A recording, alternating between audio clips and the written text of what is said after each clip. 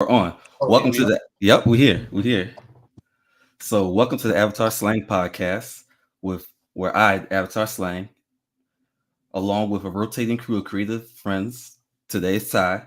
We're going to dive into all things blur culture. We're talking everything from the classics to the latest streaming hits, popular shows, movies, those throwback Saturday cartoons, and much more. So, I'm going to introduce my friend Ty Norwood. He's an actor. But before I even knew the acting side of him, he we bonded over what video games, Marvel it was, Yep. and you put me on the Bosch. I did. Oh man, I appreciate that. I Oh, really yeah, do. I don't think you realized it. Oh, I did. I think I did because were we playing? Were we playing Star? What Star Wars game was that? Were we playing Battlefront when we talked about it? I think we were. We were also in the group chat, and I was like, "Are you?"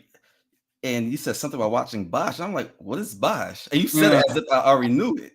yeah. Oh my God, that's crazy. Because and the thing is, you're probably further along than I am now because I didn't start the free roam like Bosch Legacy yet. So You got no more than 10 episodes. You got like yeah. episodes a week. So Mm-hmm. they didn't do it like the original one where it was like you binge it all. They were doing two weekly. Oh wow! I didn't even. That's crazy. I got to get back into it because I got the app for it too, and it's free. I think it's on the free network now too. So Yeah, it's on the free version on Amazon. yeah, so I got to get to it. But yeah, so today we want to discuss. Oh, see, this is why I don't like technology. I had it written down. I can't see it, but that's okay. We're here to discuss the state of the MCU. We're here to discuss streaming. We already started that a little bit, and we're going to talk about Xbox Direct. So I think since we are on streaming, let's talk about that. Yeah. Or in terms of what we're watching in the business side, or just in terms of what we're watching. Let's start with what are you watching these days? So I just started The Bear. Mm-hmm. Oh, Before phenomenal show. yeah, phenomenal show. Funny enough, it's filmed here in Chicago. You know what? Let's get Um, into that. Let's get into that. yeah. What do you do? I am an actor. Okay. I am currently at the theater school at DePaul University. I am an MFA, which means you're a Master's of Fine Arts. I Mm-hmm. already have my undergrad, a minor in theater with a major in political science.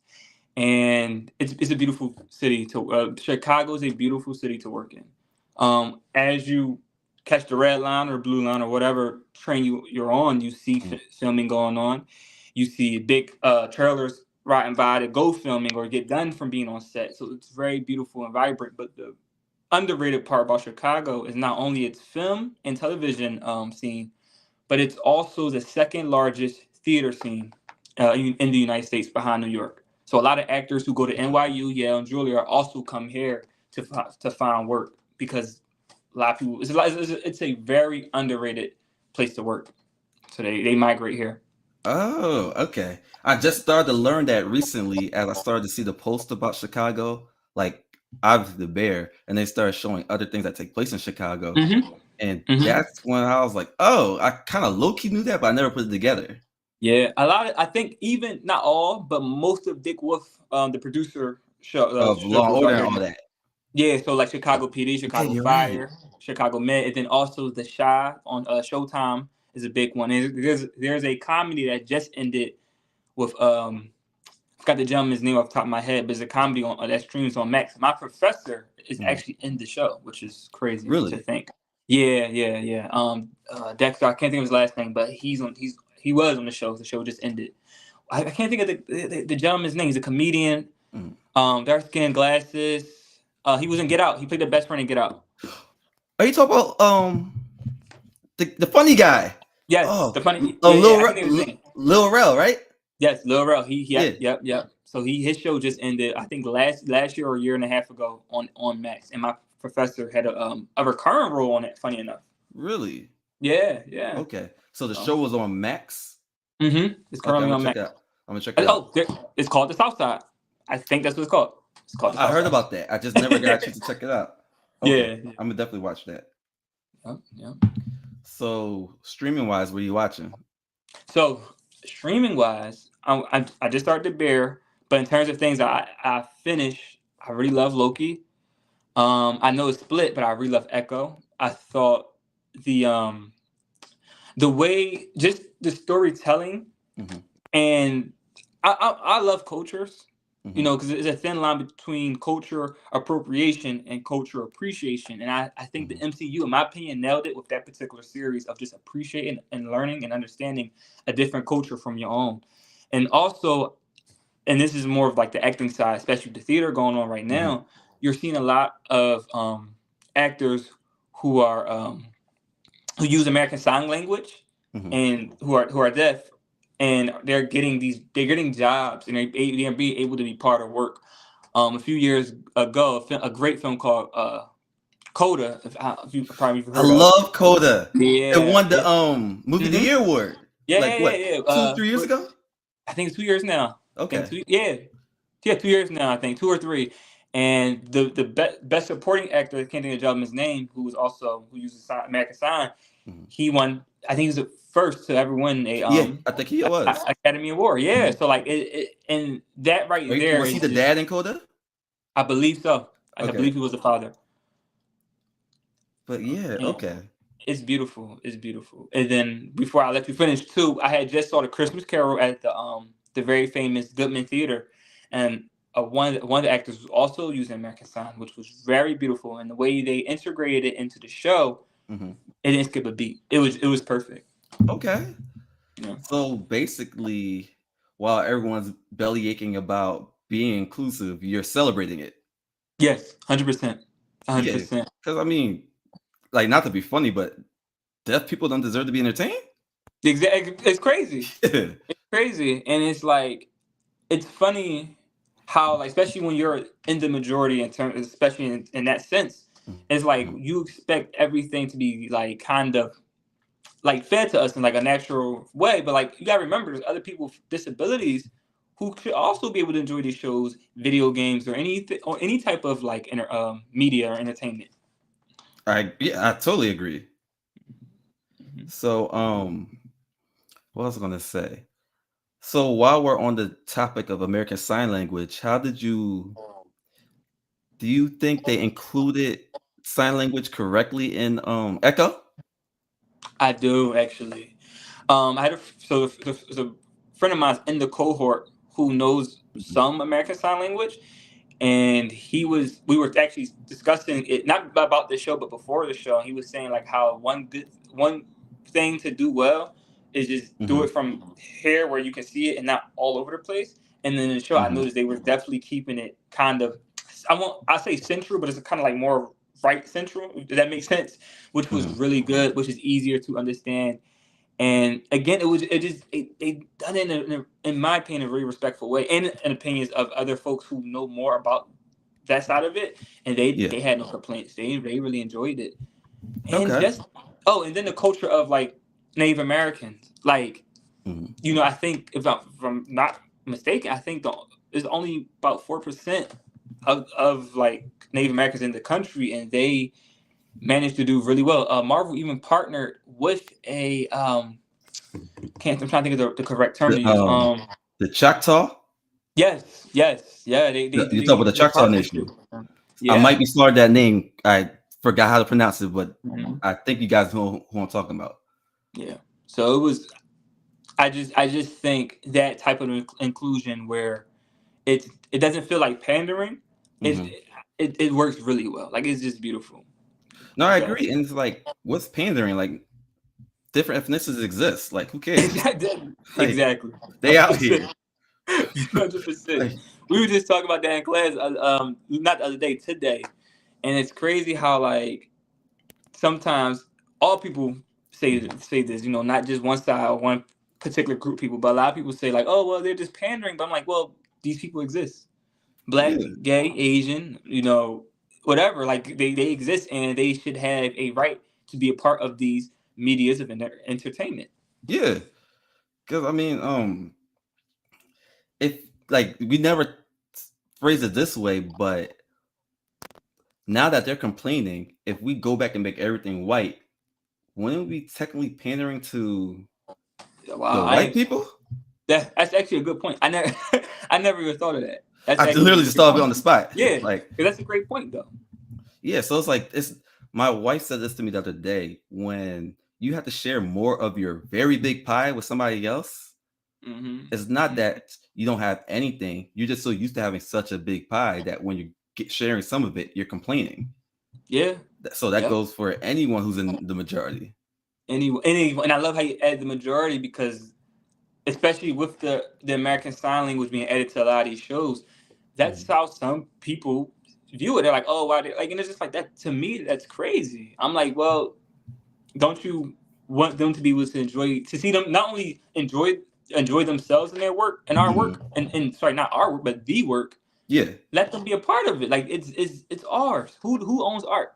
No one owns art. Right. Like art is Like, to be shared. it's shared. Always been shared. Always have been, and always should continue to be shared. And I think that's the beauty of it. Okay. So now outside the cultural parts of Echo, what Mm-hmm. did you like about it as a series or as a MCU series?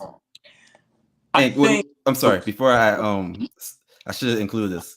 I think there's two ways to look at comic based mediums, being shows and movies. You got, like me personally, I look at it as a film thing first. Okay. Mm-hmm. Like, was it a good show? Like, I'm not worried about the accuracy yet. I only worry Yeah. about accuracy if they fumble. Like, to me, X-Men fumbled. So it's like, oh well, if y'all gonna fumble anyway, y'all should just copy the comics. Yeah. That's So true. I like that. I yeah. understand that. I understand that.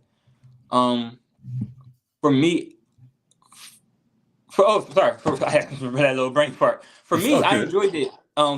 Strictly just from the film aspect of it, the television aspect. I enjoyed it a lot because I felt that just introducing a not very well known character to the world of the MCU, and then giving it a TV MA rating was kind of like Marvel way of just like testing the waters. Yeah. And I don't know if you recently heard the news, they just reached out to the original actors for Karen Page and Foggy Nelson to reprise their roles in the Yes. upcoming Daredevil series, and I think that was because of this fans saying like, no, like let's make everything that Netflix did with the Daredevil and the Marvel stuff, let's make it canon.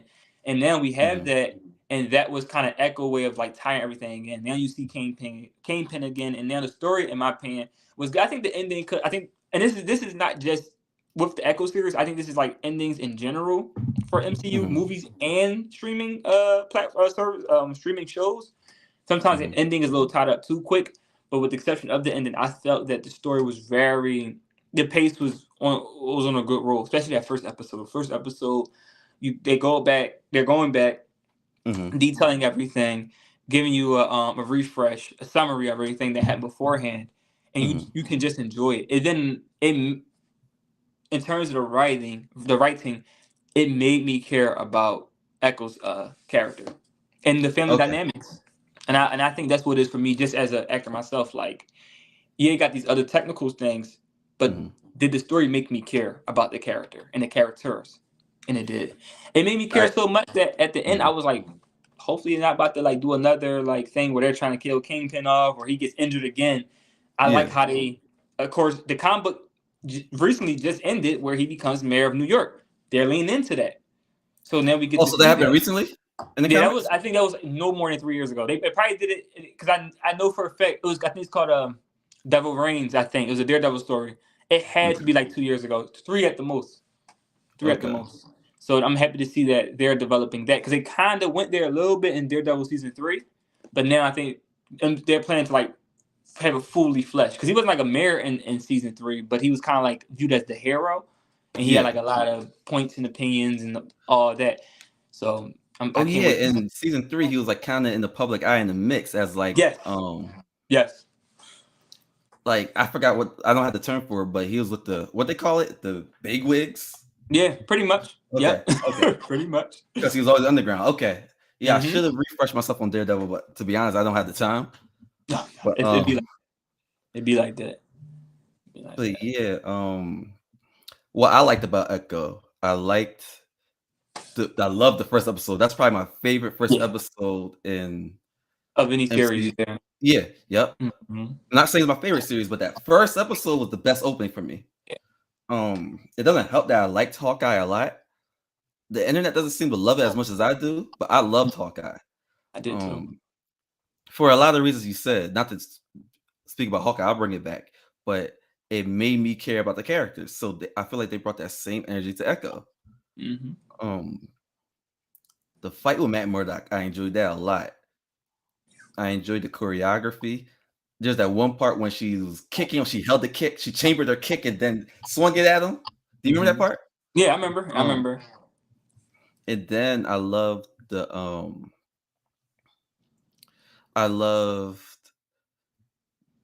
grandparents. Oh yeah, yo, the dynamics of the grandparents is beautiful. Yeah. The pawn shop scenes, or I don't know if it's a pawn shop, but the scenes where he's like selling things to people, and he got like the white folks, and he's like, Yeah.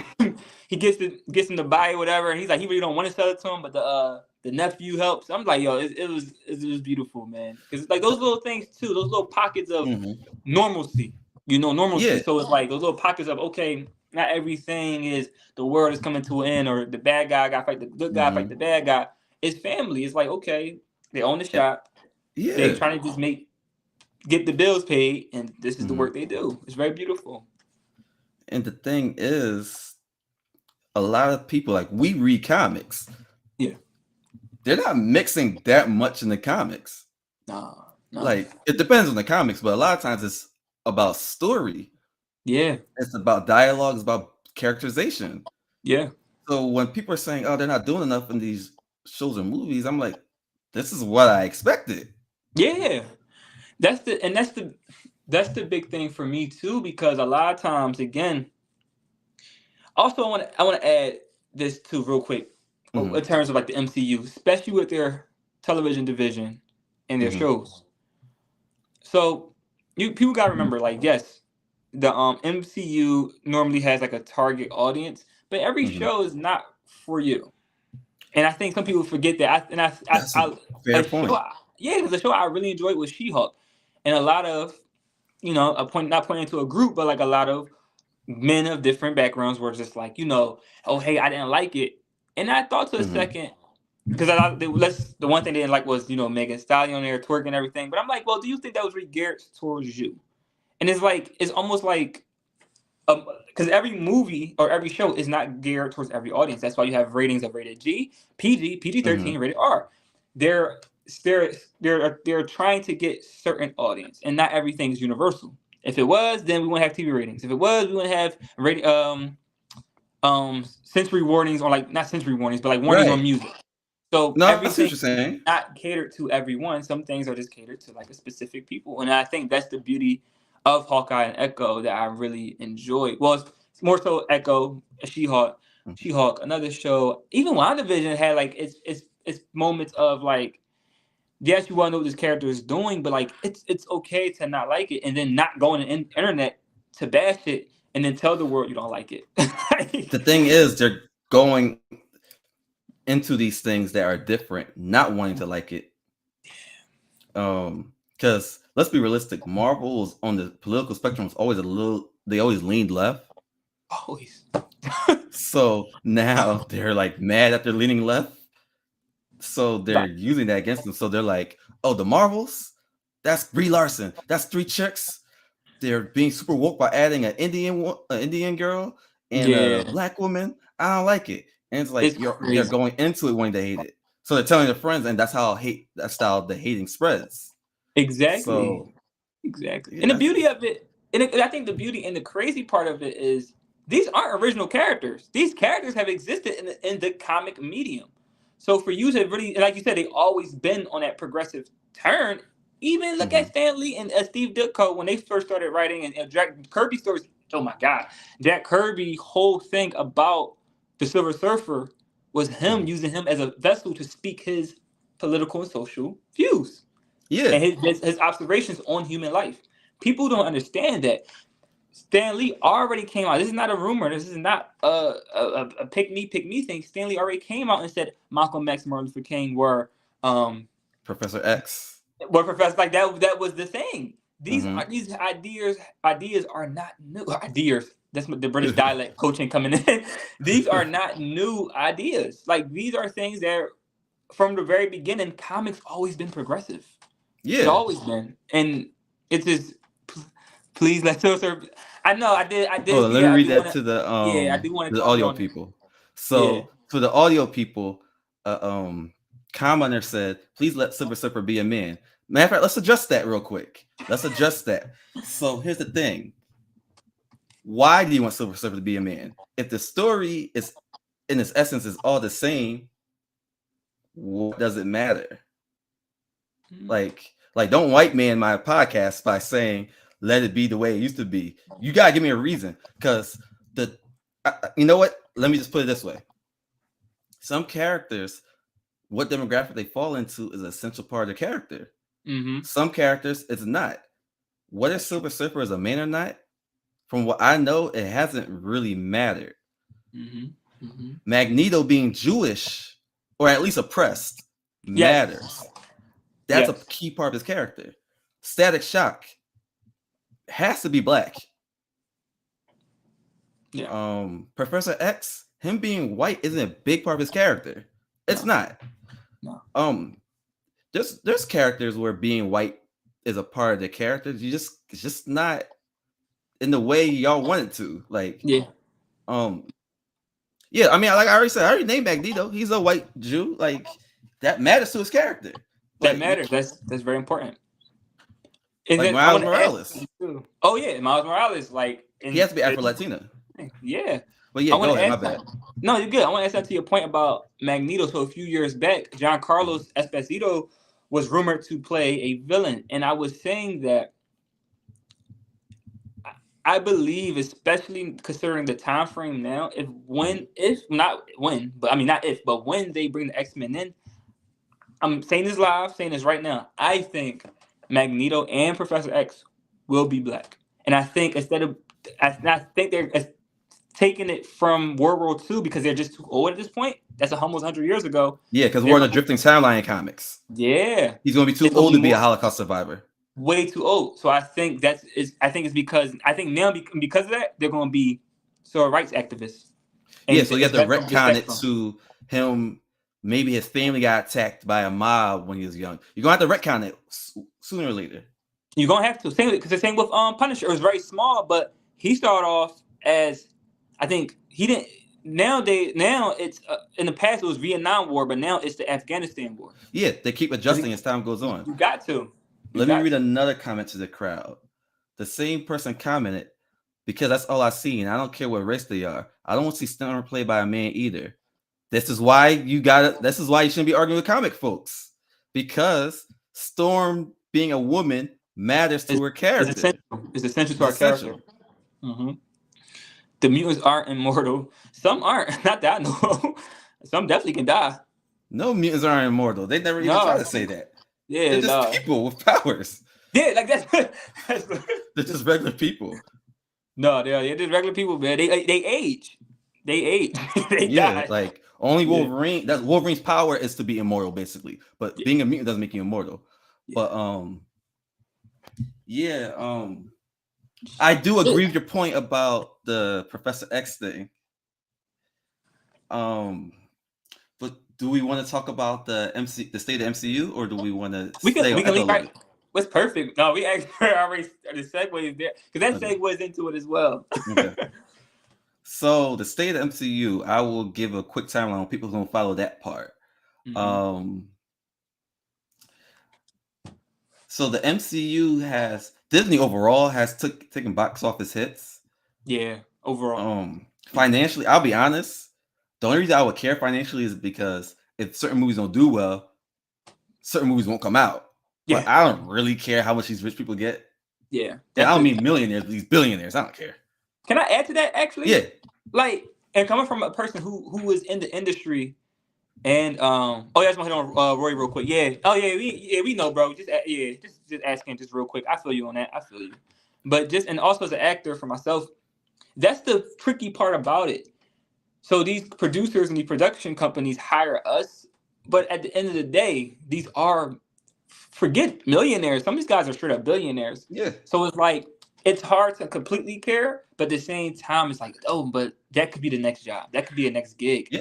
And it's sad to also see, even if you're not part of that program or that network or that show, it's hard. It's very very hard to see a great actors and actresses and people who do beautiful work do something like, let's just use an example. Let's say the Marvels flop so bad that the Marvel, they're like, oh, we're done. We're not doing a third installment, and that's it.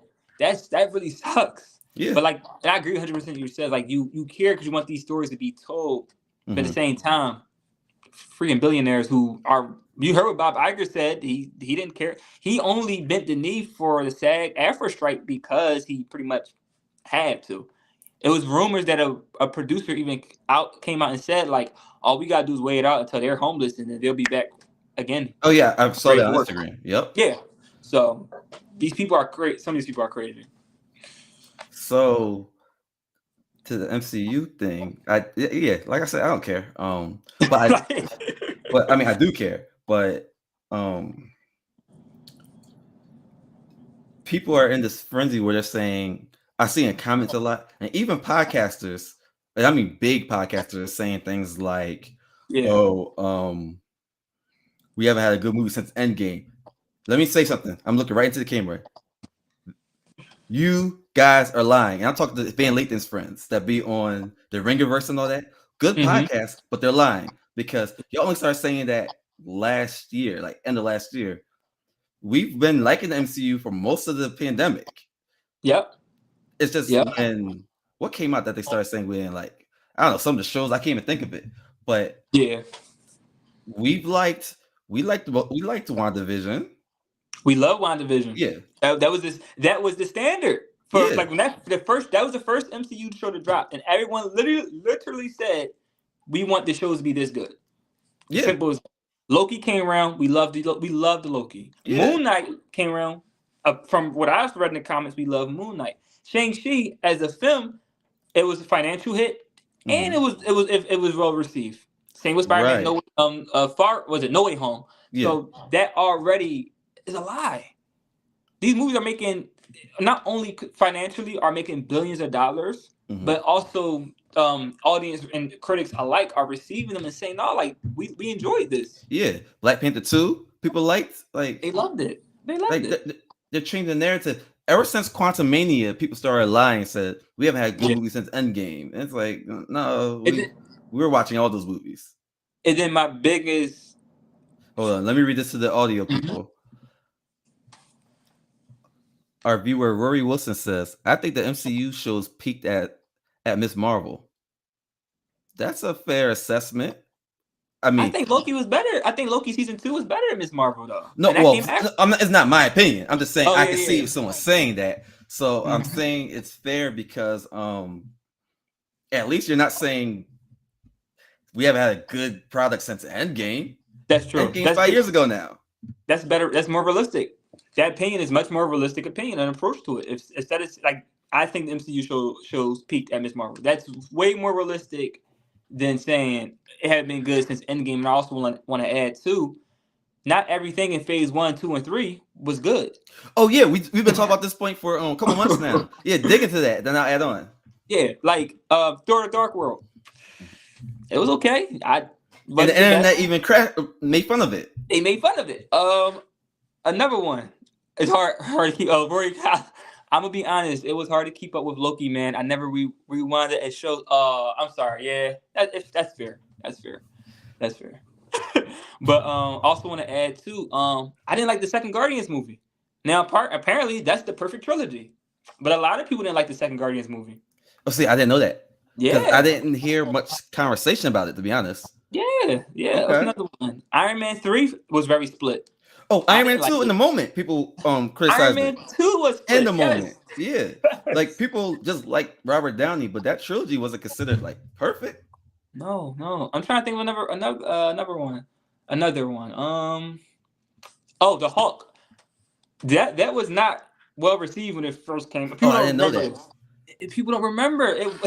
See, and I'm into it. I don't remember. It wasn't. And like, it is funny. Oh yeah, Deadpool. I'll let you read it. Rory Wilson in the comments says, "I'm waiting on Deadpool 3." Yeah, I mean, yeah, I think that'll be well received. But white men love head getting chopped off. Yeah. And then on top of that, I think the beauty of Deadpool 3 that will be the MCU's only movie to come out in 2024. Not show, but only movie. And I Mm-hmm. think that gives them well needed space and Mm-hmm. pace. So I think Deadpool 3 is one of those things where it's like, okay, it will if it's received well, I think it's gonna make almost $1 billion regardless. But if it's on top of being received well, that will give the MCU what they need, as in like, okay, they're off our backs just for this moment. But what's going on over there? I messed up my light. I was trying to change the color and I blinded myself. But yeah. I'm trying to think. It was another MCU movie that wasn't when it Oh first my gosh. dropped. Oh, Age of Ultron. I'm saying this now was I liked Age of Ultron more than the original Avengers movie. That wasn't Really? received well It either. wasn't received well. Age of Ultron, but you know why I noticed? Now people are calling that highly underrated. They've been saying that for a couple of Yeah, years, and it's now they're saying crazy. now that they don't like Love and Thunder, they're saying Thor 2 is better. I'm like, you know what? No, you people like the idea of Thor 2 because it's much Yeah. more calmer. Yes. But y'all don't like Thor 2 the way y'all think y'all do. No. I remember watching Thor: The Dark World on my couch, my aunt crib, and I'm like, it's decent, but there's certain things that just could have been better, and it's okay. Like y'all, I say this term a lot because that's what people are doing. You just said it. They're changing the narrative of things. That was not Mm-hmm. always the case. Y'all going back and y'all saying these things are great or good or bad, whatever. But that wasn't always like that. Let's be real. Let's No. be honest with ourselves. Like, come on. And you know what? Maybe people will change their opinions on some of these movies later. That's true too. And I always keep that. Yeah. Got to keep in mind to that. Got to. Okay, so what do you think the MCU needs to do going forward? Okay. I think they not started off, what they're doing now with making the Netflix shows canon. I think, I actually want to touch on that real quick. Okay. They introduced Hercules. Anything about that been talked about? No. No. And the thing is that when we left, when we left the movie theater, everyone said that was what was it called? The end credit scene was the best part about the movie. Oh Like that's what makes man. it so funny. Like I remember when I enjoy. Funny enough, again, I'm not gonna lie. Like I'm not the most critical sometimes, but especially with like some of the MCU movies, I enjoyed it. Definitely was better films than Love and Thunder, but I enjoyed it. But the end credit scene with the post credit scene was the Hercules one, then the end credit scene was what was it? Jane Foster meaning Heimdall and Valhalla. Mm-hmm. I love that. So both of Yeah, I those were liked it. yeah. And I wish they gave, because I heard they cut a lot of scenes from Christian Bale's um part. Oh, they cut a lot of scenes from a lot of Oh, I Christian didn't know Bale that. scenes. There we go. Yeah. So and I heard apparently that Taika Waititi gave him the rings and gave him the space to do these great things, but sadly, it is never. I'm Oh, they letting wasted that work. Christian Bale, Yeah. one of the best Yeah. actors we have. One of the best. I just watched Vice. That was something I just watched too, and he killed it. Is that when he plays Dick Cheney? Well, he deserved that Oscar. Like I'm not even Really? into like the whole award season, but I'm happy he won it for that because Okay. he was a beast in that one, man. He was a beast. I think I just watched it on HBO It's on Netflix. there. I just watched it Oh, on okay. Netflix. I didn't know it Yeah. was on Netflix. I think I've seen it on Max a couple times, but I I never. think I did too. Yeah. Okay. So, okay. But what was your question originally? I do want to get back to that for a second. What should the MCU do going forward? Like, any ideas for it? Yeah. If you could help Kevin Feige, what would be your ideas? I think they're on the right track with making the Netflix shows canon, because even though Iron Fist and Luke, I don't want to say Luke Cage because I felt that the only show that was really mixed was Iron Fist. I remember Luke Cage being liked, Daredevil and Jessica Jones. People forget Jessica Jones was loved. It was. The first season was loved. David, what's his last name? David Tennant. The guy who played from Doctor Who, right? Yes, he was phenomenal as Kilgrave. Oh Phenomenal. yeah, he was great. He was great. And Great villain too. phenomenal. And that first season was on another level. But they're already making those changes now. Also, I hate to say it because that means I won't be spoiled. But like David Tennant, by the way. David Tennant, yes, thank you. I hate to say this, but it's the truth. Probably just more focus on writing, which might and more focus on writing and practical effects, which will have a delay on things coming out. But I think that's okay, because CGI, objectively speaking, have been a little choppy in some of these films. To I mean, me, Thor. I think people overblown it sometimes, but other times it's like, oh yeah, that looked a little funny. But like Thor, for example, that scene with the kid, the floating head, Yeah. that was very distracting. Did you 100%. notice Like, in I the didn't. moment, or did you see I wait for know the it's in the memes? moment. Okay. I know it's in the moment. Same with Quantumania. There was a scene where I want when you're done. I don't want to talk about Quantum India. yeah, another film that I think I had its ups and downs, but man, Jonathan Majors, man, So as far as you're an acting guy, so that's gonna take your yeah. attention. Because I'll be honest, Ty, some of those lines are cheesy. Oh Not yeah, from yeah, yeah. Majors, but Yeah. from the other people. Like the girl, what's her name? She plays Stature. I don't know how they recast. Oh, I'm see, I don't popular even think she opinion. was bad. You don't think she was bad? I think Ooh. I think she might have been bad, but that's not where I was. That's not where I was going. I was going to say some of those lines, those one-liners are bad. The one liners were bad because The, that's the thing too, and we're learning that in school now. Mhm. Bad writing can make an actor look bad too. That's where I'm going. So it's And like I you didn't want to. gotta, Yeah, yeah, the writing and the production, like the yeah. vision. Yeah, Viola Davis said it best. It takes a phenomenal actor to overcome bad writing, and it doesn't always work. I And can it's see just the that. truth. And get the X Men started over. Oh yeah. Yeah, I think that's what's the plan for Phase 5. If I'm not mistaken, not Phase 5, 6. If I'm not mistaken, they want to get the X Men kind of like in there now. Okay. Well, I Yeah. mean, we saw what they did in the Marvels with the X-Men. Yeah, I want to yeah, I agree with that. And also back to Rory's normal, not normal, original point too about the show peaking. Sorry, the MCU shows peaked at Miss Marvel. I'm happy they changed for the MCU. They made her a mutant instead of what's the other one? Inhuman. Inhuman. I actually Yeah. agree with that change a lot. Okay. I agree with that change a lot. I love that. Yeah, the Inhuman thing was like a phase in Marvel history that I think they try to get away from You know why you know why they started pushing the Inhumans so much though? because they didn't have the X-Men rights. So they're like, we want to make the comics consistent with the movies. Yeah, yeah. It was to a point where they was literally in Marvel versus Capcom. They didn't use any X-Men characters. I think it was Marvel versus Capcom 3. I lied to you not. They If didn't you have look up, Wolverine in it. I don't think they used Wolverine, bro. That's I'm crazy. so serious right now. Like I know if you got your phone, you can like Yeah, I'm gonna like pull it fact up. check it. Yeah, but if they did use him, he's the only one they used. Other than that, they didn't use But back then any. they used to have a whole roster. It used to be like Gambit, Rogue, Juggernaut. Gambit, like It's crazy. yeah, It's crazy. Cyclops. Cyclops. Like he was Cyclops was a main for some people in Marvel's Yeah, Capcom vs. I Marvel. mean, you all in video games, it was no one sees Cyclops in it. No, bro. And that's the thing. I'm happy that the MCU got. First of all, I hate monopolies. Throwing that out there, but I am happy that they got their rights back to the X-Men and the Fantastic Four because people forgot how important and how great these characters are in these stories. Fantastic Four has some of the best stories in comics. I Stand by. agree. I mean, Stand by with that. no Fantastic Four, we don't get Thanos. We don't get Silver Surfer. Doctor Doom. We don't get Doctor Doom. Galactus, as Roy said. Yeah, Galactus. Like it's crazy. And they're always in the mix in these big stories. Always. Oh, like you I can't just even read do Civil War, and it was about Sue and Reed. You can't do Secret Wars without the without Fantastic Four. You can't. No matter if it's doesn't matter if it's the Jonathan Hickman's run or the old school version. You need this Fantastic Four in these stories.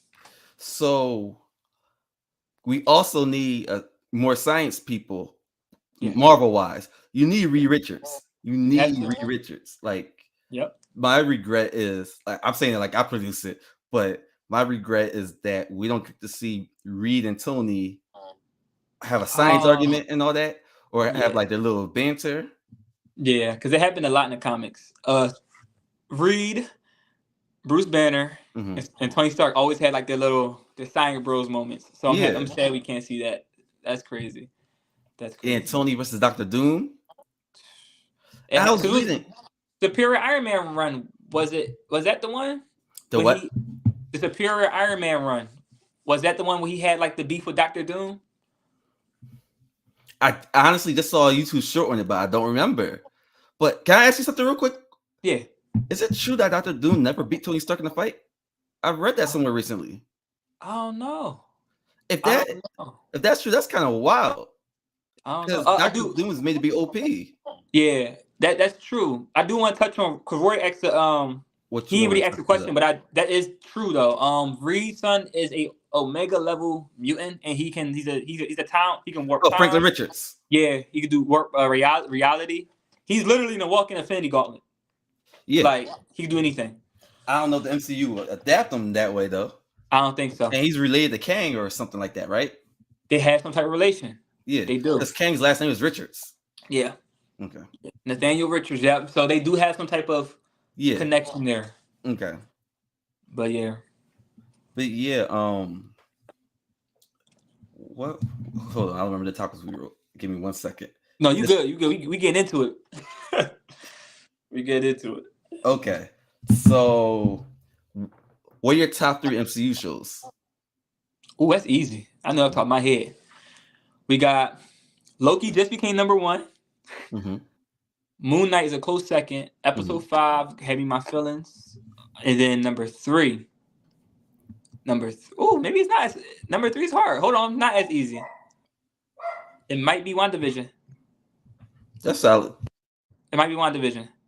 But yeah, That makes Loki, sense. Yeah, Loki I think season 2 is what took Loki over for me. And then it's Moon Knight. Mm-hmm. And then it's WandaVision. How about yourself? So my favorites has nothing to do with what the critical list is. It's just what connects with me. Like my list is crazy compared to like what the internet says. Right. I'm a Hawkeye guy, as I said earlier. Okay. I suck at ranking stuff, so I just know my 3. Mm-hmm. Hawkeye, WandaVision, Mm-hmm. because of how, like, as you know, people don't know this, but I write stuff now. Yeah. So the homage it pays to the different writing styles in each episode, I love that. Beautiful. Yeah. And number 3, controversial one, but it's gonna be Falcon and Winter Soldier. I liked Falcon. It came. I got trash for liking Falcon and Winter Soldier, man. I loved it. I actually liked it a lot. Yeah, I liked it. It was just fun to see the what they call the Dora Mirage or whatever Pop up. Yeah. That was dope. To the audience, I talk about the soldiers of Wakanda. What is it, like the secret guard in Wakanda, the all women one? Yeah, that's exactly what it is. The secret guard. Yeah. I enjoyed that. I enjoyed Baron Zemo popping up. I just like Captain America lore overall. So, I do too. And Cap's my favorite Avenger. I didn't know that. That's dope. No, Cap is outside the movie series. Like it's crazy. Like Spider-Man is my favorite character, but MCU Cap is my favorite character in fiction, probably. Yeah, they did a great job making him likable. And then 2 things I want to say also, when it comes down to television, and this time we talk about again in grad school and in drama school, television is the writer's medium. So I just want to leave that with you too. Which is probably why I watch so much TV. Yeah, television, specifically television, it's the writer's medium because it's one of those beautiful things where you can try it. It can be as long as it can be a limited series, or you can take it down to just 2 episodes, or you can take it to almost 18 seasons of Law and Order type of stuff. Yeah. So it's the writer's medium. And then on a point about the MCU, what I really love about the television shows with the movies and random things happening, that happens in the comics. That's why we have comics that's called one-shots and one-offs. So when you see characters pop up randomly, that happens in the comics. Oh, Moon Knight is going flying around the city in his little thing, and Spider-Man webs on it, and then they do an adventure together. That's simple. That's simple. It happens, and I think that's what I love about the MCU shows, where these random people pop up, and you're like, oh, I ain't expect that person to pop up. It's normal. They're all in New York. Right. I also don't like when people say, why don't these other heroes pop up? It's like sometimes they do, sometimes they don't. Like that's just how that goes. Listen, the West Coast Avengers is a thing, man. They be on the other side of the coast. You know what they're doing. You don't know. Like, and Sometimes they that's don't even have access. exactly. What was it? It was one story. I was reading. It was like, it was a Spider-Man story. It was funny enough. It was a one shot, Mhm. and he's like doing like the internal dialogue, and he's like, "Where's the Fantastic Four when you need them?" And then the next panel, it shows them off in space. It happens. That's genius. I think I Like, it saw that on happens. the It there's a happens. Spider-Man Facebook page I used to follow called Random Spidey clip or scene or panel. Why I Yeah. say clip? But Yeah. No, you could. yeah, okay, yeah, that's funny. It happens, and I think that's the beauty of it. And Mhm. people got to understand too that not every story is world-ending stories. Mhm. Because if it was, it would be just be boring. And I It didn't think even people got start to that way, to be understand honest. it didn't start that Marvel way. used to be like villain of the week or villain of these issues type Yeah, Jones. and then funny enough, especially so that's the main difference. I always say, people ask me like, what's the difference from like DC and Marvel? Mhm. Stan Lee, Jack Kirby, and Steve Ditko purposely made humanized characters. Mhm. That's the big thing. Yes, DC came out, I think almost 30 years before Marvel, Yeah. technically speaking. But the thing with Marvel is they wanted them to be very humanized, Mhm. and for that to be possible, sometimes villain of the week or of the issue is a Mhm. mugger. Yeah. Sometimes it's it's Thanos in a helicopter. Yeah. Like, that's all it is. Like, I don't know. Did you ever read that story where he's like the Thanos chopper? It's I so goofy. didn't read it in full, but I seen like Yeah, the panels of it. memes. Yeah. Yeah. Like this in Yeah. this comic panel. Like, it's so goofy. It's I so mean, goofy. sometimes Thanos loses to Squirrel Girl. It happens, and Mhm. it's the fun. And I think some people take the fun out of things. Like, when I remember, speaking of Hawkeye, when when Kate Bishop when she bested Kingpin, they was, well, how could she best him, and blah blah blah. The writers going to listen. The writers going to write, and it is what it is. And I still Wait, enjoyed it a lot. People was complaining. they complain about that. In what world? This is why people need to stay in their lane. That, In listen, what world? First of all, the whole point of Kate Bishop, she's one of my favorite characters. I main her on Fortnite actually. for Yeah, the whole point of Kate Bishop is she's mini Batman. She saw something happen, and she said, "You know what? I'm going to train relentlessly and still have a life because yeah, she went to college and all that. I'm gonna train yeah, relentlessly." She taught herself archery. She taught herself martial arts, and she didn't even go to masters. She's a Ronin. yeah. Like, she didn't go to like the best monks in the world, No, and she basically taught herself how to be an Avenger, which is crazy for someone yeah. who didn't go to no one special. So she does all this training, and let's be honest, she's in better shape than Wilson Fisk. Like, if you want to think about it, like on some hand to hand combat stuff, Mm-hmm. it showed in the show, right? Let's just talk about the show for a second. For a Mm-hmm. second, archery was one of her skills, our dominant skills, and fencing. Mm-hmm. She has the skills. Like, she trained. She saw, Hawkeye save her life, whatever. When they ordered back in the when they went back to 2012, I think, when was an attack happened. And they showed like the flashbacks. It When shows like, the Attack on New York, when Hawkeye, yeah, yeah, and it shows inspiration for everything. yeah, Like, fans just gotta stop taking things so serious and so literal. Because at the end of the day, yes, it's the MCU world of the comics, but it's still comics. yeah. Like, it's okay to just They're have acting like fun he and look got his at head things. chopped off. She used a weapon. Like, it's Did okay. she use a trick arrow? She used a trick. She used a few trick. Yeah, she used a trick arrow. She definitely did. So what's the issue here? It's not like she like socked him and he died like the guy on Four Brothers. Exactly. Remember that when they was fighting on the ice, he got socked and died. Wait, did he really die? Oh, he I did. thought he Wait, did. I think he did. That his mouth was blood. I just made a post about. That's actually why it came to mind. And that I can't. I cannot pronounce his name for anything. But he is so He's damn talented. a great actor. And as much as I love the MCU, stop wasting him. They Stop are wasting wasting him. He is so great. good. Is he the same He, guy from the Martian? Did you watch that one with Matt Damon? You'll like that one. he probably was. Okay. He probably was. He's the reason why I went to go to drama school and get classical and conservatory training. He went to, I want to say he went to RADA. No, he went to Lambda. So Okay. Lambda is, so RADA, Lambda, and Old Vista Vic is like the England equivalent Oh, of because he is NYU, British. Juilliard, and Yale and Yeah. DePaul. So like those are the schools over there. Okay. And when I saw his training, I was like, I got it. I love this. It's But I think also Yaya was Nigerian Brits. yes, Damson Idris. It's Mm-hmm. another one. Idris Alba.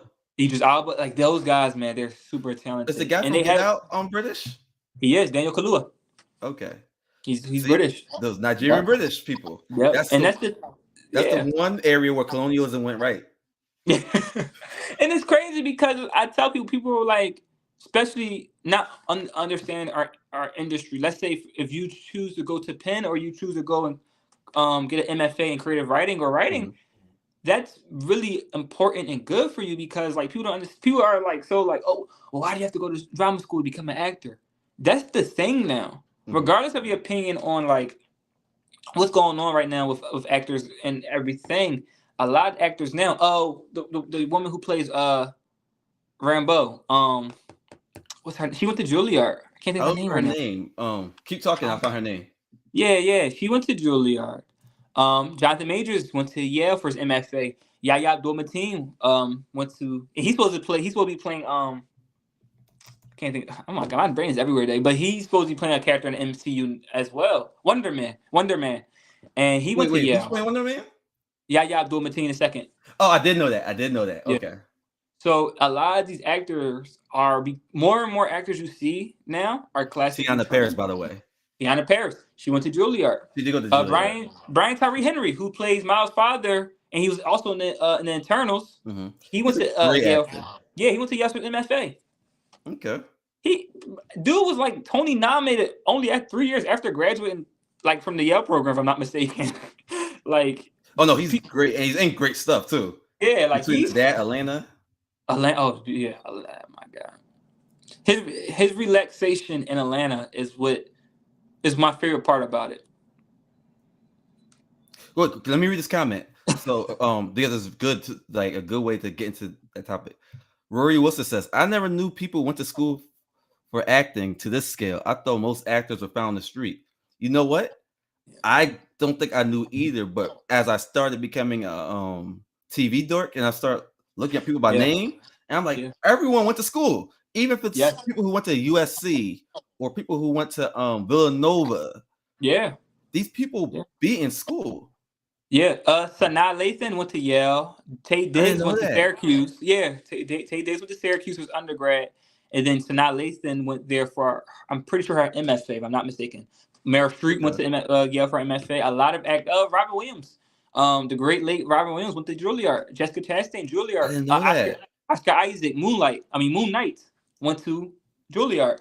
So a lot of actors now, especially nowadays, I can't speak from before, but nowadays, they're purposely looking for trained actors and actors who are receiving training because these British actors, let's be real, they're killing the game. They're killing it. Like, yeah, like even the comedic actors, like you said, Robin Williams, Tina Fey went to University of Virginia. Like they all be in school. She did. If I'm not mistaken, I think she went for her BFA specifically. Like that's the crazy thing about it. They're not just going to school to go. They're going for particularly a comedy arts degree, a BFA, an MFA. Some type of film degrees. Yeah. Some type of film degree. Spike talked about it too. Spike was like, he sometimes only want to work with people outside of acting and within crew who went to school because he teaches over at NYU still. Spike Lee does? Mm-hmm. I guess that makes sense. Okay. He's talking to Bradley Cooper about it in their so I'm letting that Rory's comment. So yeah, like that's because they're training. We're working. Matter of fact, let's see if I can. If you don't mind, can I show my IPA chart real quick? Absolutely. Yeah. And I'll talk. Basically, like you could literally play the game every time you can ask me, does this person go to school for acting? The answer is usually yes. It's usually yes. And right here is the IPA chart. It's a little hard to see. This is how we use to like kind of understand dialect, especially in terms of vowels. Yeah. And this is how you make sure it's right. Because a lot of times with British people British actors already understand this. It's not enough to just hear it. You really have to know your mouth placement.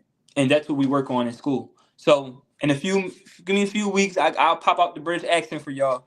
And I'll show y'all what's going on. But that's how you learn an accent. Yeah, you don't learn There's a science to it? the science to it. Yeah, so you're not just listening to an American speak or Southern Hmm. speak. You're like, okay, I'm listening. Let's see where his jawline or how far or up his tongue goes, and that's how you master a dialect or accent. See, I know there's a science to everything. I just didn't know y'all studied it in that way. Yeah, we studied. Yeah, yeah, yep. Okay, so I wanted before we get to the Xbox thing, I kind of want to get back to the streaming thing because Yeah, there's some shows I want to I have get time, some man. love. Okay, so shows that have been great in the past few years. Um, you did the Bear, Yeah. basically since you're a Chicago Bull now. Um, what did you like about that show? So I'm 3 episodes in, but Hmm. I love realism. I Okay. love realism. I hate the word naturalism. That's Hmm. what sometimes is interchanged with realism. Hmm. Naturalism is as an actor, I hate hearing it, but I love realism. I love seeing like and a few. Oh my god, I'm about to get so technical real quick. Hmm. So I don't use the term character. We use the term role. Once I got to drama school, we cut Hmm. that. Oh, we don't try to be a character. We try to play a role, because of when you play a character, you're trying to become something. That's not what you really want to do. You want to take your own personality, your own self, Hmm. and just put it, and then play a role that way. Like, okay, how is it for me to be a son who is sad? I know how it is to be a son that's Oh. sad, and that's how you get to the psychological point of it. And then for the bear, back to that, you see that these actors are playing these roles with a lot of care Hmm. and honesty. And when you play characters with a lot of honesty, you just see it. Like Jeremy Allen White, man, Hmm. it, that when he's angry, when he's yelling, he's not. He Even feels when that. he's quiet and he's Even like when he's leaning against quiet the wall. and he's timid, you Yeah. see that. Like it's not like, oh, it's he's just saying these words just to say these words. It's so much color, so much. The acting is what I love about it, and then the intrigue. Because I'm trying to figure out. I'm like I said, I'm early on, so I'm still trying to figure out what happened to Michael. So I Okay, know so where did you stop at? So I don't spoil it for you. I'm on episode 3.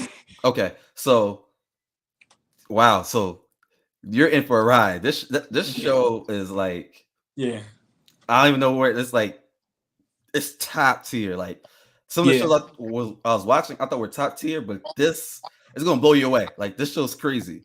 It's crazy. Yeah, and it's beautiful because again I just love like raw emotions. Like because in great acting isn't just yelling and screaming, but like you Hmm. said, the timid, the leaning on the wall. Hmm. Seeing, I had a coach that says seeing actors think is sexy. It's so frustrating to watch work and you just the actor kind of you know the Hmm. actor knows what the next line is or what the person about to say, but when you an actor allows another actor to affect them, Hmm. and then they think about, oh wow, what did that mean for me? I love looking at that. That's chef's kiss, man. That's the best thing to look Okay. at. You know. So what else? Okay, so what else we watch that we have in common? Bosch. We. Bosch was I really enjoyed Bosch. Hmm. Um, did did you watch? This is Did you watch Scenes from a Marriage on HBO Max? I Or didn't. So what's that about? it has Jessica Chastain and Oscar Isaac in it. It's very emotional. So it's about um a married couple who has a child, Hmm. Oh, I and heard about that. Let me add that to my list. yeah, the wife starts off as having an affair, stepping out, Hmm. but then eventually she gets into a full blown relationship. They get divorced, then they realize they at the very end they realize they can't really live without each other. So now they're cheating on their partners, the new partners that they kind of have. But in And between all of it, the acting what's is the just name of it again? phenomenal. Scenes from a Marriage. Oh, okay. I definitely heard of that. And I still think that's one of the last 2 year or two best things I watched on streaming service. Dope Sick with Michael Keaton was really good too. I heard that was good. Dope Sick was really good. He even won I think the Golden Globe for it. I Um, watched. So let's address this while we're talking about streaming. Can we talk about how Hulu/FX is like the new HBO? They don't be yeah, missing. yeah. People didn't catch on to that. And the beauty of FX, they I don't think there's they don't there's that's that is, that's a network where they don't have to censor themselves so they're able to like really push the envelope, like really push their limits. And it's funny because even when, because there's certain shows that were in the TV, what do you call it? The TV censorship world. Because Mm-hmm. Snowfall is originally a TV show than the streaming show. Yeah, It yeah, was a streaming. It was a TV show before it was a streaming show. yeah, yeah, Even without the crazy nudity, which I think has been overblown, they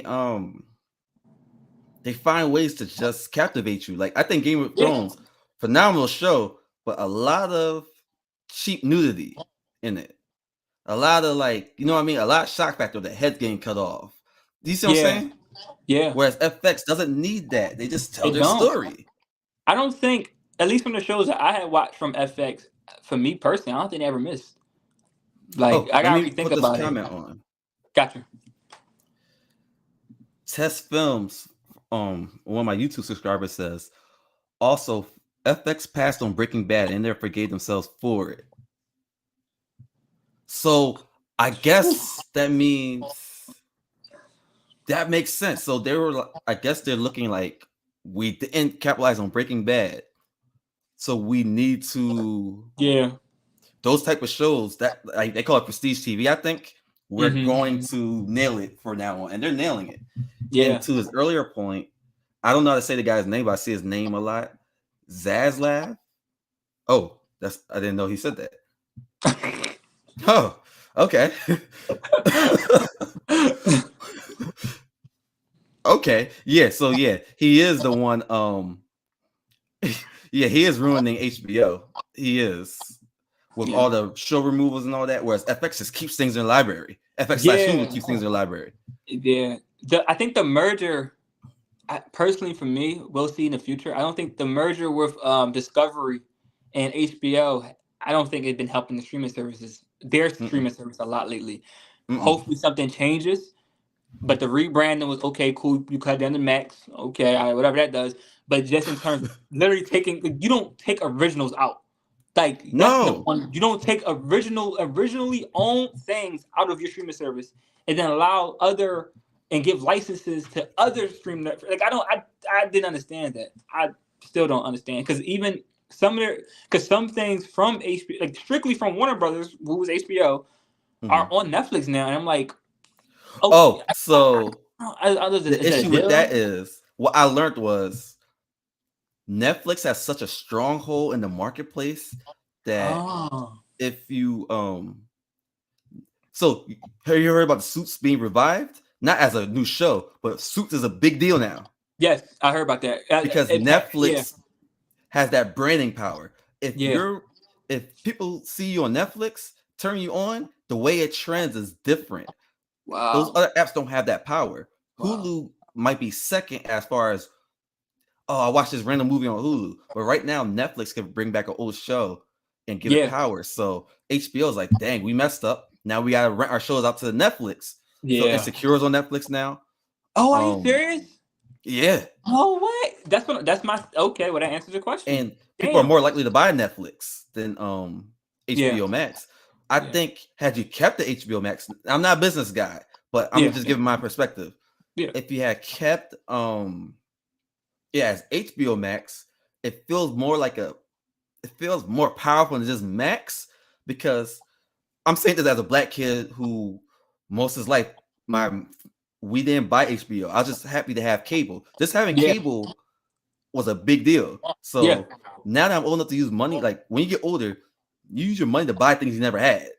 Mm-hmm. So I got almost all these streaming services. I'm like, oh, I get to watch all these HBO shows I never got to watch. Like I missed The Wire because I had no access to Wire. I'm Yeah, pre-internet, yeah, so I yeah, didn't get to yeah. watch The Wire. Um, all those shows. So it's like a big deal for people to be able to watch those big shows. So Yep. when you just call it Max, people like who aren't like me and you, were like, why would I just buy Max? But when Yeah. you call it HBO Max, you have It's HBO, the yeah, yeah, along with yeah, all the Cartoon Network hits, all the Warner Brothers hits. So yeah, you're there for the HBO. Then you see you have all the DC stuff, which yeah. isn't the sell it used to be, but for I mean, I like the animated stuff at least. It's I do, and I do too, and that's another thing. That's another conversation for another time I'm back on the show. But like Yeah, in terms of animation too, cartoons, I'm tired of hearing people our age saying that cartoons ain't the same. These cartoons they hit pretty well, you man. could argue They are. that Yeah. what we start. So that for me, the '80s started something as far as having action cartoons. The Yeah. action wasn't as sharp yet, but just the idea of having that kind of story. The '90s took it and ran with Batman, Gargoyles, Mm-hmm. um, Mm-hmm. with the kind of story like when Xanatos said, like the writings got so sharp. Greg Weisman, who did Young Justice and I think Spectacular Spider-Man, he did Gargoyles. No, Yeah. that's So the writing crazy. was A1. Like when David Xanatos, he's their Lex Luthor basically. He's like, if you pay a man enough, you can have him walk barefoot through hell. That was in a kids cartoon. So I wanna stay on point because I can talk about this all day. Yeah, for So sure. the Saturday morning cartoon thing in cartoons period. Then you got Avatar being on Nickelodeon. Nickelodeon was never known for action cartoons. You got No. Justice League Unlimited. So that's the Yeah. 2000s we're talking about now. The Mm-hmm. difference is, first of all, did y'all people ever realize that maybe you're missing out cartoons because you're 35? That's the It's thing. like Oh, you're not in school and there's no more Fox Kids. So exactly. my bad, I'm talking a lot. Let me just wrap this up. No, you good. Can you read that? Um, Because I agree with that a lot. yeah, With yeah. that last like that's a fair point. So Test Film says if Craig of the Creek aired when we were kids, it would be our favorite show. Yes, because it's about a black kid who it's Hey Arnold for black people. So cartoons are still good. You're just Yes. 65. You're just 60. You're just 37. You're old Yes. now. So you don't know Yo. about the cartoons. But I do this. There's a lot of good cartoons between the new Voltron. Teen Titans Go is actually a good show. It's just not Yeah. an action cartoon. It's a It's good not action comedy cartoon. show. Yeah. It's on par with SpongeBob. So yeah, there's a lot of good cartoons out. There's actually more cartoons out now because of all the streaming. Yes. Especially If you want, anime. yeah, It's all that. yeah, like No, it's you go ahead. I'm talking a lot. no. Like I agree with that because I was never I never I never considered myself an anime fan because I only Mhm. watched Dragon Ball Z. But I streaming watch the Toonami services, stuff mostly. yeah, and Toonami, like they little Toonami stuff. But Yeah, for the most part nowadays, I think what Netflix specifically is doing with anime, kids like the adult anime and kids anime, I think in they're touching the game. American anime they're doing. That yeah, like they're I ain't gonna lie, I think that, and I'm not even a big supporter of Netflix, but Mhm. I think they're doing a great job in terms of their anime department. I really No, they do. are. They are. So I would recommend this for you. If you talk about cartoons, like the Saturday morning cartoon Toonami, type of shows. First of all, Netflix dominates that. Max has them. Yeah. Hulu has a couple, but they have more of the older stuff. Hmm. Um, Max has it. I don't know if I said it already, You think? but I think you did. okay. But Nickelodeon and Cartoon Network still has some heat on there. They do. Like Yeah. Craig of the Creek is really good. They just revived. They're doing Adventure Time specials in the Adventure Time sequel. Are Good you stuff. serious? Yeah. So See. the adventure is a girl now and is a different Oh dog. yeah. So there's a lot of fire, but you just gotta figure there's Gotta just so much find it. content. Yeah. That's what it Um, is too. It is a lot of content, and I think like that's what some people get overwhelmed at. But yeah, people they just want to talk down on things. Why don't you ask? that's all you gotta do. Like be like, oh, what? Like while we're on the topic of black shows, I mean not black shows, things not being the same. People say things like, "Oh, there's not a lot of black sitcoms no more." Yeah, you're right, but y'all don't support the ones that are out either. I don't. Blackish, y'all said it was too white. When out that show's not really that white. It's just No, mainstream. that's all it is. And I second that. Like I'm a big supporter, and I'm a diehard Abbott Elementary fan. But like, Abbott come on, Elementary, bro, yeah. go support it, man. Continue like it already gets a lot of support, but continue to support, like you said. And there are other shows that are black sitcoms that might be on other networks. I ain't gonna lie, like I hate to be blunt, but just research it. And I'm like, I'm not taking shots because I do have my personal biases and opinions about um Tyler Perry's his shows, right? But like I'm not even just Mhm. talking about his shows. There's other great sitcoms outside of the BET, like every day, the House of Netflix has Payne. them too. That's when I'm like, you just gotta go find them. Just gotta go find them. The And Carmichael they're Show was a big one. Yeah, like they're there. Yeah. Like they are there for real. But I'm so glad you said that thing about the cartoons thing, because like there's a lot of good ones, A lot of a good shows, lot of man. them. Oh, want to hear a fact I heard recently? What's that? So Tsunami came out in the mid '90s and ended in '03. About no, maybe '04, Probably like 04. Yeah. because they replaced it with that trash Block Maguzi, where they had Koli, Yoko, and Totally Spies. People call them classic, but I'm a little older than you, Yeah, so you I are. was Yeah. already 15 when that came out. So if I'm gonna watch cartoons, that'd be funny, or they had a mix. Something. Like Something. Totally Spies, they ain't fight enough for me. But Yeah. looking back, it wasn't a bad show. I'm saying it to say, that Duke block they had after Tsunami was different. So when Tsunami came back, it came back, I think like 10 years ago now, or something like that. So I Oh found yeah. out that It did. Yeah. Tsunami. Okay, so the Yeah. tidbit I'm trying to give you here is that Tsunami has been out. The second run of Tsunami has been out longer than the first run, and people don't even realize that, No. because we're so stuck in the past saying there's nothing good. But Tsunami's been force feeding us fire content.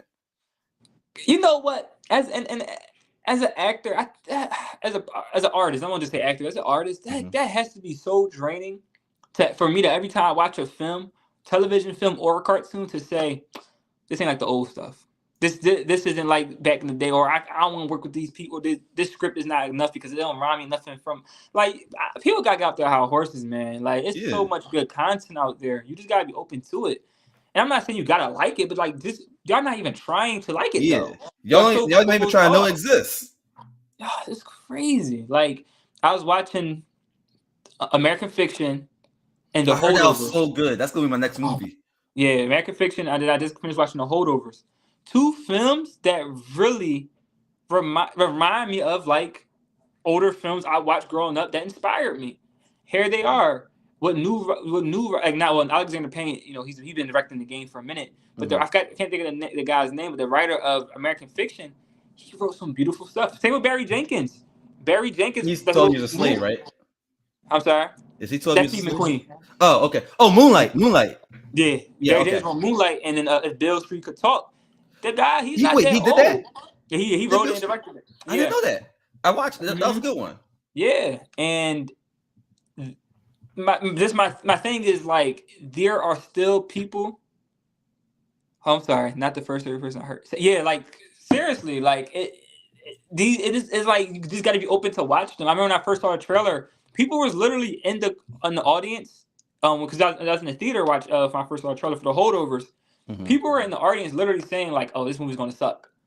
Come to find out, it's like it's one of the best comedy movies of the year, and you feel it. It's not just like it's like this raunchy comedy. Yeah. It's heartfelt. Like you like, oh, I know how this feels. You And know it's what you need to do from now on? When you're about to watch something new, text me so Yeah, I can I put it on got my you. list. I got you. Because these movies sound fire. Like I'm looking at them right now, and Yeah, I'll be so into life. I'll be forgetting to watch these things. But I'm reading about this looks fire. it's great movies, man. Great. Like it's so that's the thing. Like we have so many, not only mediums, but just ways to get to these things. Like people are just so quick to just say, "Oh, it ain't like that," or this and that. I'm like, no. Like, how about you try it? Same with video games. I think video games is I know that's about to be our last thing to talk about. Yeah. Video games are so.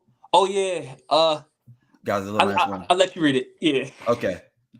He said, "You dudes get into Godzilla minus one at all? 10 out of 10. Is it? See, 10 out of 10.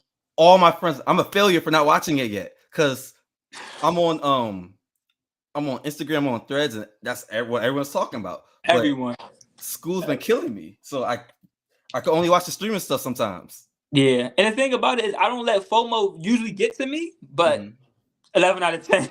Listen, phenomenal, and I love guys, and I'm like, I haven't seen I won't say, I don't think the recent blockbuster Godzilla movies were bad or anything, but Godzilla minus one just took me back to the original. Like just took me back to like the simpler times of Godzilla. It was so beautiful. Yeah, and people got mad at me on Instagram when I said the recent Godzilla movies aren't like really good. Like they're not good films. They're like, all you need to see is monsters fighting. Like those fights don't be all that anyway. They don't. Like Your face gotta be A1 for me to ignore every other aspect of a movie. Yo, Like, I I don't gotta want to watch King Kong going, it's swinging slow as hell at a dinosaur. yo. I swear, you gotta get this guy on the as a guest next. So, can I tell you something? Yeah, what's that? I think this is my friend from high school, James. You gotta get him there. Quick story. James was the one who got me to think critically about film and movies back when we first worked at Walmart. So, and he taught me how to look. I don't even think he realizes this, or maybe he does. But I would go home and like read these things, and I was like, "Oh, that's what James meant." And it's like a part of me knew, but I didn't know how to put them to words. So the conversation with James made me realize that this is a craft, basically. Yeah, so, it is. It is. I think I something. Yep. He said, "Don't credit me. You're always cool about that." Maybe, but you helped. Yeah, it'd be like that. But to piggyback off that, before we go to our last segue, I wasn't always critical about plays. I just had a professor named Chris Jones, who's a writer for the Chicago Tribune. Okay. Who finally got me to think critically about plays. Because when it came down to plays in video games, a lot of times I would play a game like, okay, cool, go move on about my day, right?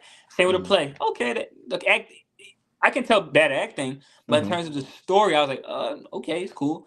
But in terms of film and television, I can break it down a lot more. But he got me into like really thinking critical about plays and what do a play mean to Tyrone? How do a play affect Ty? And I'm happy that you had someone. Basically, I'm just trying to say I'm happy you had someone like that who challenged you and help you understand to think more critical about a certain medium and media, because it helps and it creates another love for it, a deeper love. So I'm happy for that. Yeah, and the cool thing is, I'm 30. I'm getting to that age where I forget my age. I'm 32 now. Oh wow! I was only 19, 20 when we had those conversations. So that was a great way for me to learn early. Yeah. When do you turn? If you want me asking, when do you turn 33? I turned 33 March 9th. So when Biggie got shot. You 5 years. Might be Biggie incarnated. Well, see, this is why you're young. I was alive when Biggie died. Yeah, I was 20. I'm just now turned 27. Okay. Yeah. March 19th. You March 19th? Okay, I'll put that in my calendar. Yeah. He said, "No, nigga, I was still alive." No, I always made the joke that I was Huey B reincarnated. I like that. But now we can talk about the games. Okay. So we want to talk about the future of gaming, like where it's going? Or no, Xbox Direct, right? Direct, yeah. Yeah, okay.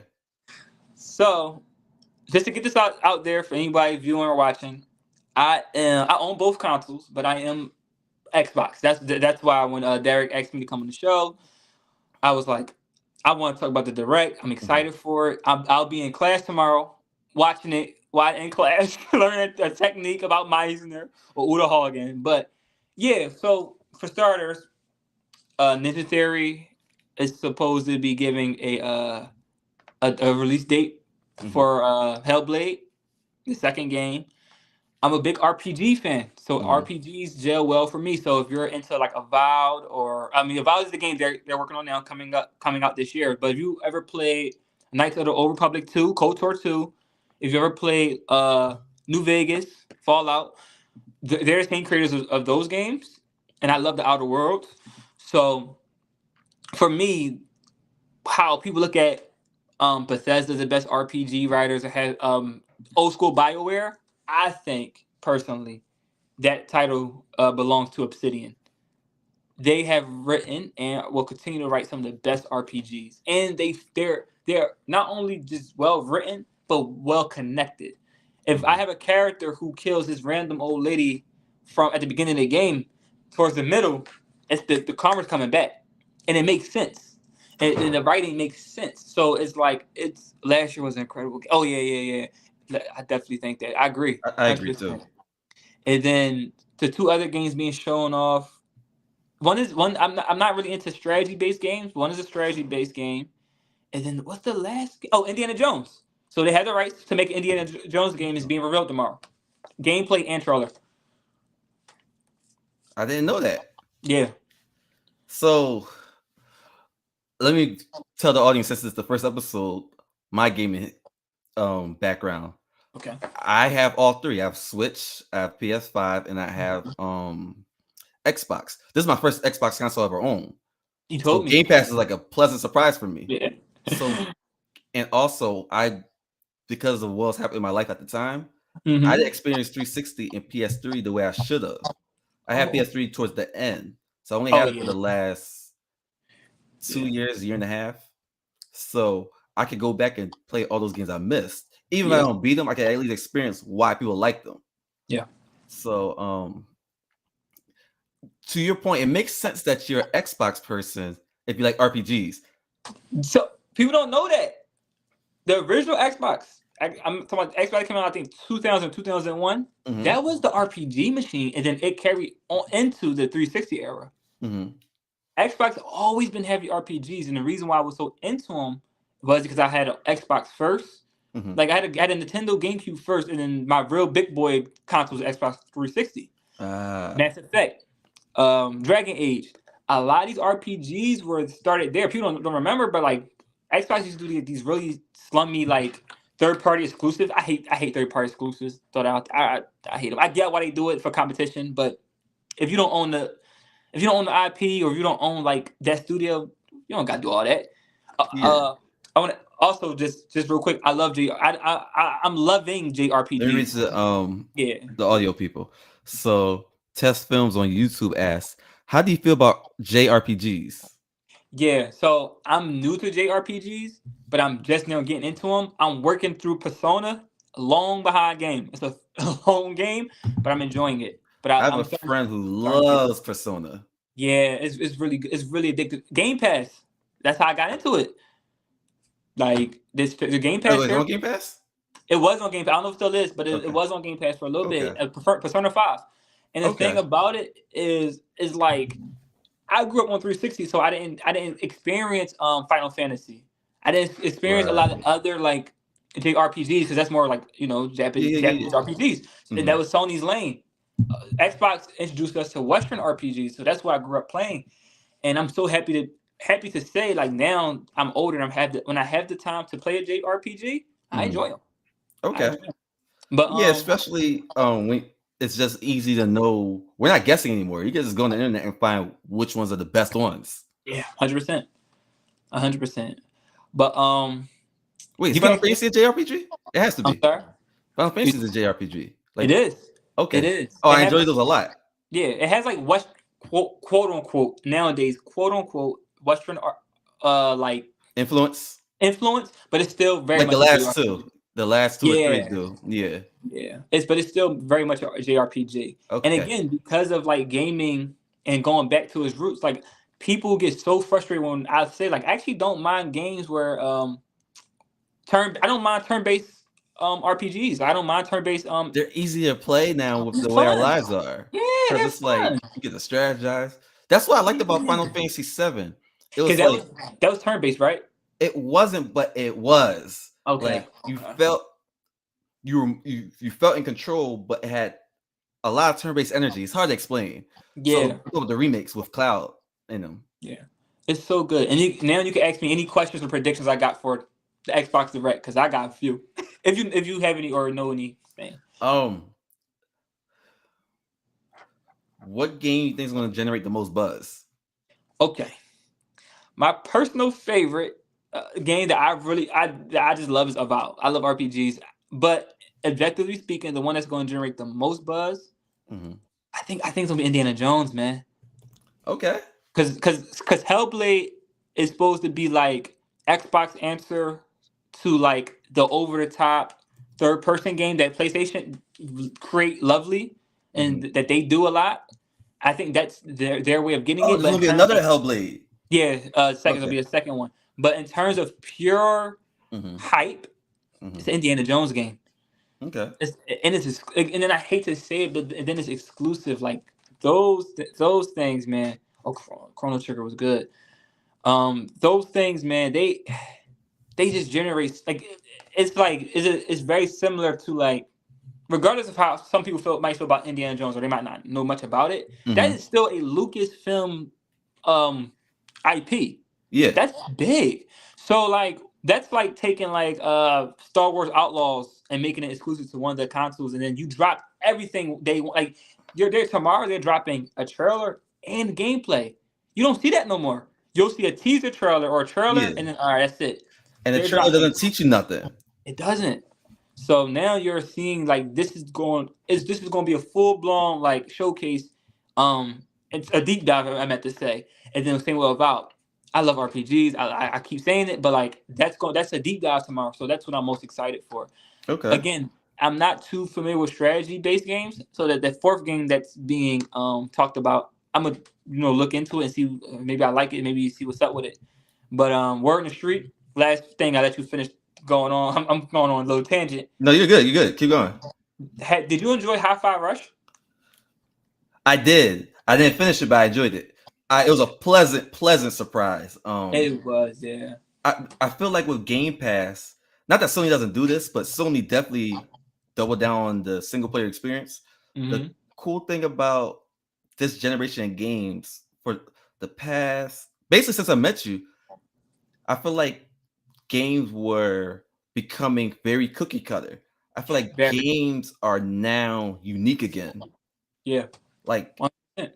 I feel like you play Hi-Fi Rush, you're like, oh, I have to learn something new, and it's gonna be fun while I'm learning it. It's not And it's fun, yeah. And the crazy thing about it is it reminds me of the PS2 era or the original Xbox era, where you're like, oh, I want to play this. This just feels so different, but yet so the same. But like it's like a nostalgia feeling that I miss. And I bring up Hi-Fi Right. Rush because apparently Word in the Street, I'm not setting expectation because I don't want to, like, that's not something Xbox said or didn't say they will do. But apparently there's supposed to be another shadow drop tomorrow, so we'll see. Oh, Because okay. they shadow dropped Hi-Fi Rush, so maybe we'll get another. Yeah, I didn't know that was coming. Yeah, so we'll see. But it's just I love, even it. I'm not gonna say even the games suck, but I still love to see, like, just take a chance. I love to see it, man. Yeah. Like I think And that's my apparently problem Game with Pass is Birdman. starting to pay off for them. Yeah, a lot And the of studios are publishers, happy with Game Pass. a lot of indie developers and indie studios are coming to Game Pass, or coming to Xbox saying, hey, like, can you promote this and drop it on your service, because we know we try to do everything on our own. It might not have that same traction because nowadays number of players is becoming more important than copies sold. So that's where our mentality is at. Like that's a good point. Let me read this real quick. Test Films on YouTube said the indies are where it's at if you want that weird PS2 era where they're just trying anything. Yes. Bingo. That, like, keep talking. It, like, this is game I was playing. It kind of reminded me of Zelda before Zelda became super open world. Yeah. Because now Zelda is like a open world survival game, like Minecraft. What game are you talking? You're not talking about Stable, are you? No. It's called. Oh, hold on. Oh wait, is it by Square? Is it by No, it's an indie game. It's like this game. girl who has like a staff and she's like a protector in the forest. Oh, I wish I remember what it's called. Oh, I know. Oh, I know exactly what you're talking about. You're talking She about. looks like Cora a little bit. Yeah, I know. Because it came out on PS5 first, right? Yeah. I know what game you're talking about. Yeah.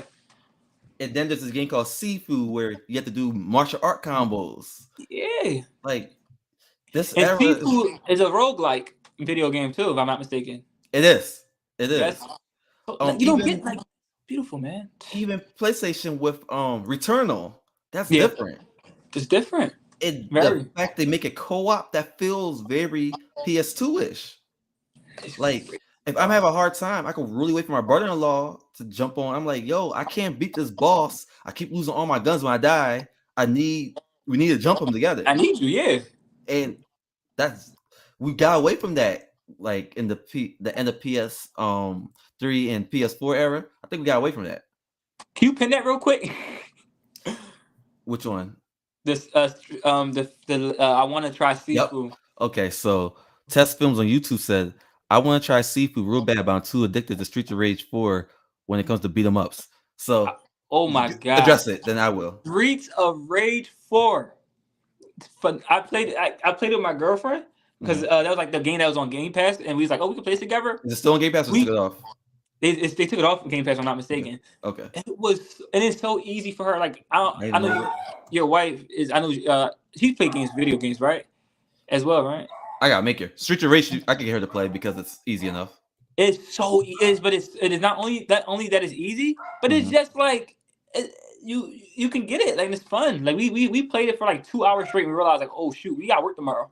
Oh Like shoot. it was like it's so much fun, and it's new You standard for know, beat 'em ups. Yeah, so you got that over Shredder's Revenge? Or is it in the same realm? Or did you not play Shredder's I Revenge? didn't play it, but according to the streets, this is in the same run. Okay, because Shredder's Revenge is pretty good. Yeah, But my friend here is saying it's the new standard for beat 'em ups. Now I gotta try it.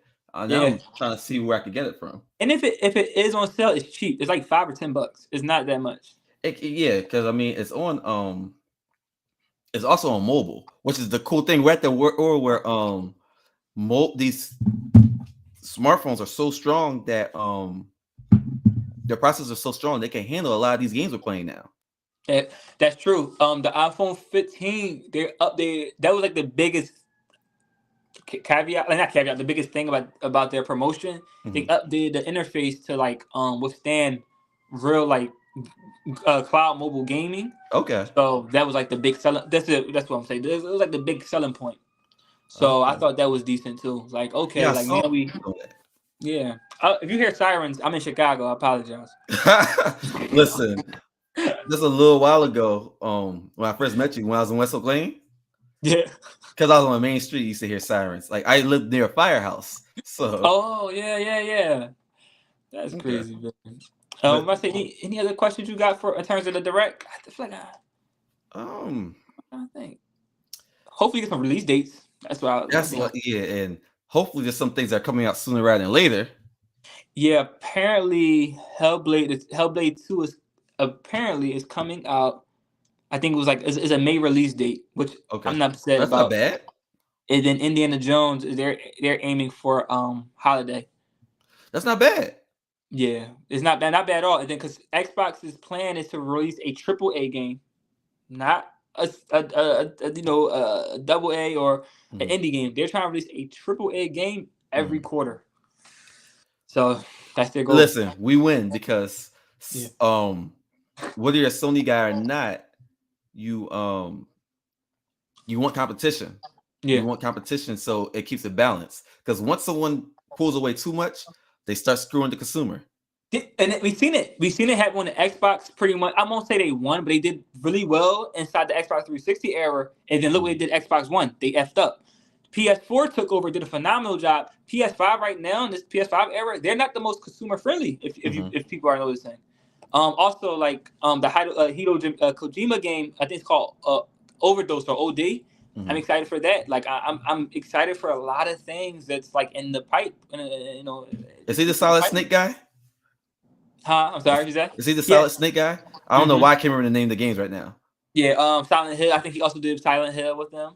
Okay. So it's a lot. It's a lot of, and that's the beauty of it. Like it shouldn't matter if you're Xbox, PlayStation. It's some good games coming out. But that's the one thing. Before I go, I did want to bring on my. What was your favorite game of? Let's talk about games of 2023. What was your favorite game? A game that disappointed you, but you still like. What's your thoughts on that? I have a weird relationship with Starfield. That was my game of the year. That's my game, but I think I listen to too many people. I know why people don't like it. Yeah. True.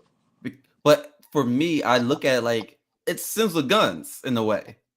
Yeah. The only thing I do get the criticism that some of the worlds are too empty, but I don't feel like they're too Yeah. empty because when you run in the streets, there's people everywhere. I just don't like the fact they don't interact with you enough. I think that's what it Like you know was for how me. like GTA, the people are a little bit more lively. If they just hit Yeah. that level, it changes the way I look at it. But I enjoy Starfield. I really enjoyed Um, Starfield. Oh, I'm sorry. I Let's see. enjoyed the flying out of space. The fact that there's a learning curve to it. I It's enjoyed the fact beautiful. you could be whatever you want to be. Um, like what game makes you feel like you're flying something on Star Trek? Like you could I take know. like when you get shot, you lose energy in your guns. So you say Mhm. redirect the thruster energy into your guns, and we're gonna blow these people out of space. It's Like I'm like, crazy. yeah. It's crazy. You really live life out of space. Like you could shoot whoever you want in that game. Like you could shoot space cops. You could be part of whatever faction you want to be. Like Yeah. I like it. And the Yeah. thing is, it's only the first Starfield. You don't think the next one will be better? Yeah. It might take them 20, 30 years, but exactly. Well, I mean, to be honest, they already have a lot of the files or whatever they Yeah. need. They Yeah. they have a blueprint. They do. And that's where you So start at, and that's what matters. mhm, Like for me, exactly. It's like I'm a big Western RPG fan, so like mhm, Bethesda games always had their good criticisms, but mhm, I really love them. I like them a lot. And for me, again, the two games that really enjoyed, the game of the year for me definitely was Starfield. Another game that I loved a lot was more of an expansion. mhm. Cyberpunk Phantom Liberty. I heard that was really good, but I Yeah, never got a chance to play it. so I good. have all these games that sit in my under my TV. Never got to play. Like I didn't even do Last of Us. Is that what's called? Last of Us with the zombies? Yeah, part one or part I two? Which one you I getting on never to? finished part two. Ah, see. So you want to know my two Okay. disappointing games before I? What? Before I all right, so the first game is objectively bad. Mhm. I was excited for Redfall. We already know how that came. You already know. I beat Oh, it. that disappointed me because I Yeah, think yeah, that's yeah, yeah. is that co-op? It is co-op. We can We play had co-op together plans and be and trashy.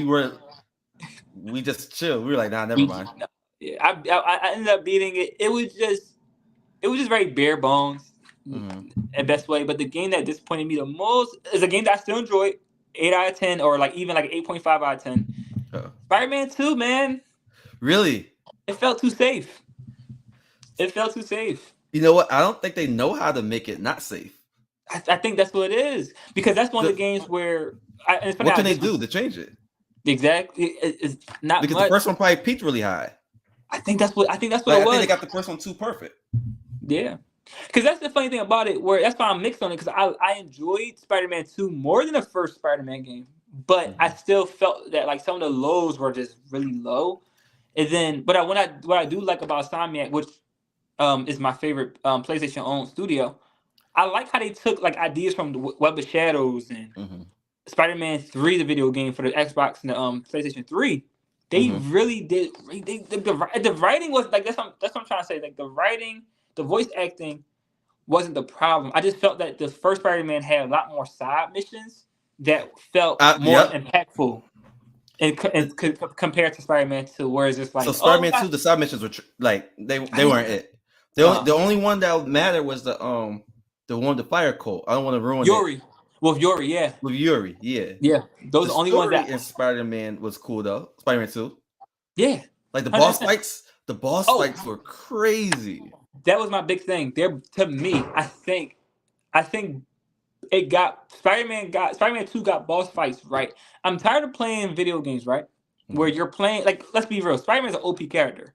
Mm-hmm. Where you can't do certain moves because it's a boss fight. They allow you Right, to really still execute moves on like Yuri or on like Venom, where it still affect them like they were just like, oh, right. It's just just that they're stronger. they're just stronger. And It felt I like a prefer it. one-on-one fight rather than There we go. like. So the Yeah. thing is, some video games do it like this: when you're fighting on the map or when you're fighting the underlings, you're the boss, Yeah. and the underlings are all like, "What do we do?" So then when you fight the Exactly. boss, now the boss owns you. But it's like, why can't we have a game where it's like even footing? It's very, and I loved it about it. It's probably, that's what I'm saying. Like, I don't want to say it's disappointing, but like it's probably like my second or third favorite um superhero game. Mhm. I'm not being biased. I just don't think anything will top Arkham City. So here's we could go on for a while, but I'm gonna just say this: Arkham City is what kept me in gaming.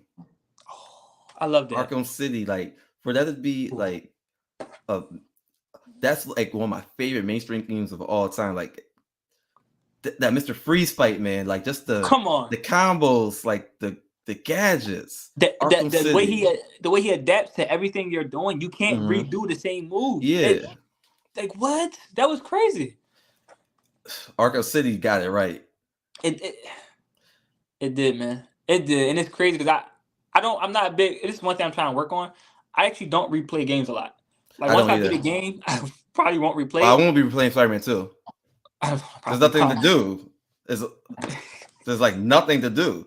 It's not. But Arkham City is a game that I can replay and It not still get feel like tired. there's kind of stuff to do in it. Yeah, and that's the one thing too. Starfield, I feel like for me got right in terms of the new game plus. The Yeah, new game plus almost don't feel like a new game plus. because there's so much you could do. Yeah, Yeah, like it's Starfield's gonna be my summer game because for y'all don't know, I work in the school district. I'm in school to be a teacher, so I get off in the summer, so I'm going to binge Starfield basically. yeah, man. Let me know. And then the DLC supposed to drop soon too. Not soon, but by the time the summer comes, the Mhm. DLC should be here. Oh, okay, Yeah, okay. Shattered Dimension, shattered something. Oh, I didn't know that. Shattered Space, I think it's called. I think You know what? I think I have the DLC because I bought the Star Pass early we access both. thing. Yeah, we both. If you pre-order, Okay, like we both did, so okay, we both have it. Yeah. So okay. we gonna be cool. Any last thoughts? Last thoughts. I would say, dang, I have nothing controversial. You do a last thought. Last. Come. I'm trying to think. Okay, I got something for the audience. Yeah. If you're into streaming shows, if you're into good TV, watch The Bear. Watch and finish The Bear. Yeah. Um, for the women fans out there, not that you have to be a man or woman to be in certain things, but a lot of women I know in my life, I know they're into the show called The Gilded Age. Mm. You would like that. It takes place in the late 1800s, early 1900s, I think, Okay. and it's considered prestige TV. It's on HBO Max. This is one of the shows HBO got right. Well, HBO usually gets things right, but Yeah, they're pretty good, especially limited series. yeah, there's 2 seasons of it. I'm on episode 7 of season 1. Great show. It gives really good perspective on life in New York before the Industrial Revolution. Mm. It gives the black perspective too, because there's a Okay. woman. She's a writer.